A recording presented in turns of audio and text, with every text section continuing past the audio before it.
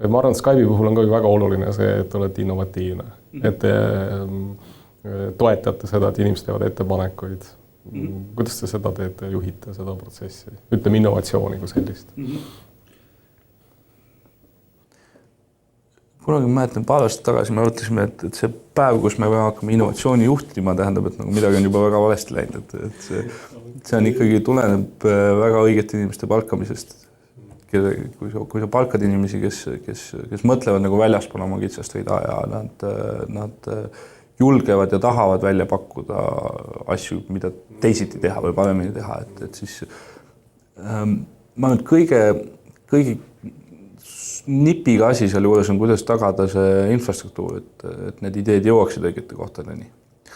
Näiteks kasvades jällegi, kui sa oled 200 töötaja juures, võib väga palju asju juhtuda nii, et keegi jalutab CEO juurde ja Skype on alati ka selles mõttes väga informaalne olnud, et kõik inimesed on üksteisega eesnime baasil nagu suhtlevad ja et kelle iganes ka täna võib kirjutada Skype'i chati Josh Silvermanile ja Josh vastab talle, et see on väga vahetu. Aga ajapikku me oleme katsunud tuua näiteks tooteid puudutavaid otsuseid ja viia neid nagu organisatsioonilist sügavamale või lähemale inimestele, kes nagu näevad neid probleeme lähemalt.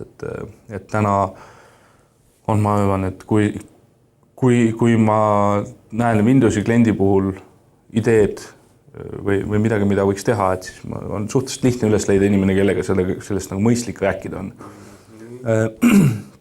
Sisekommunikatsiooni töövahenditest on näiteks meil on sisemine wiki, kus on mingisugune 20-30 000 dokumenti, kus on enam-vähem 2 kohta vist, mis ei ole kõigile loetavad ja kirjutavad. Et kui ma tahan näha, milline on järgmine Skype'i versioon iPhone'ile, siis ma võin minna ja vaadata seda tootespetsifikatsiooni või mingit pilte sellest. Ja kui ma tahan, siis ma võin sinna juurde ka oma kommentaari kirjutada, oma täiendusi pakkuda või siis vaadata, kes sellega tegeleb ja suhelda otse selle inimesega. Et seda laadi tööriistad ja harjumus neid kasutada on nagu kriitiline, et ideed liiguks. Ja lisaks sellele, mis me avastasime, et võib-olla on aeg küps, tekitasime ka endale sellise rakukese nagu Skypeworks kuskil selle aasta alguses. Ehk siis, kui on konkreetselt tarkvara juppi puudutav idee, sul on ju, siis on inimene, kellega rääkida, aga kui su idee on nii kastist väljas, et ei olegi kellegagi veel nagu rääkida. Et Skypeworks on koht, kus on 2-3 inimest, kes korjavad selliseid ideid organisatsiooni pealt kokku ja teevad investeerimisotsuseid. Et see tundub piisavalt hull mõte, et prototüübime seda 90 päeva näiteks. Ja vaatavad, mis laadi inimesi vaja on, korjavad need organisatsiooni pealt kokku, moodustavad sellise väikse tihke tiimi, kes selle ideega natukene möllab ja siis, kui on midagi käega katsutavat olemas, siis me teeme otsuse, kas me paneme selle mõnda äriüksusesse või peame uue äriüksuse tegema mida iganes. Et see võib-olla natuke lõhnab juba sellise formaalsema innovatsiooni juhtimise poole. See on vahva. Kuidas te rahaga seote innovatsiooni? Kas üldse seote? Skype'il on jällegi aegade algusest peale üks asi, mis ma arvan on olnud kriitiline meie edus, on see, et me ei ole ühtegi asja mõõtnud ainult rahas. Et on alati olnud paar mõõdikut, mis nagu peavad üksteist balansseerima.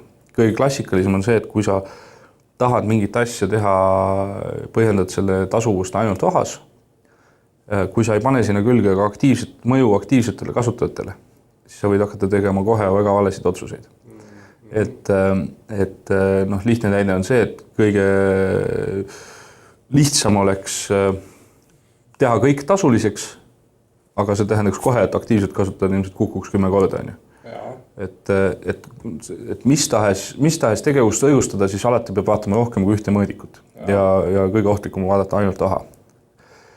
Nüüd, kui hakata vaatama mingeid uusi innovaatilisi ideid, siis näiteks mõni Windowsi kliendis toimuv pisike täiendus, see ei pruugi raha üldse puudutada. Et see võib olla see, et juhul, kui me seda teeme, me usume, et meie kasutajate keskmine kontaktilisti pikkus läheb paremaks, sest me tegime parema importimise funktsionaalsuse näiteks. Ja sealt me teame, et mida pikkam on sul kontaktilist, seda rohkem aega sa Skype'is veedad. Ja sealt me teame, et ja niimoodi võib-olla sa kuskil ahela lõpus jõuad ahani välja, et kui sul on palju kasutajaid, kes palju aega veedavad, siis mõned neist ka kasutavad tasulisi teenuseid. Aga selle konkreetse idee või projekti või innovatsiooni edukuse eesmärkide seadmisel ja nende hilisemal mõõtmisel ei pruugi nagu rahast üldsegi juttu olla.